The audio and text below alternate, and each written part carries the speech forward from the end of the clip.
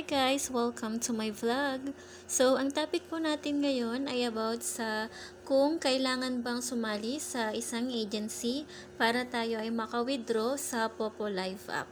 Okay, itong video ko pong ito ay very short lamang po dahil lang dami pong nagtatanong nito kahit sa mga videos sa YouTube about Popo Live app. So, ang sagot po is as simple as no. No need po. So, makakapag-withdraw pa din po tayo sa mga earnings natin sa Popo Live kahit may agency man po tayo o wala.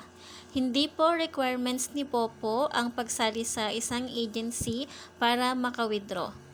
Bakit nga po ba sumasali yung iba sa agency? Kung hindi mo pa po napapanood ang aking video about sa advantages and disadvantages ng pagsali sa isang agency, ilalagay ko po sa description box ang link ng aking video para malaman nyo po ang kagandahan ng pagkakaroon ng isang agency. So, ayun lamang po. I hope na nagustuhan mo ang aking video and I hope to see you on my upcoming videos. Thank you!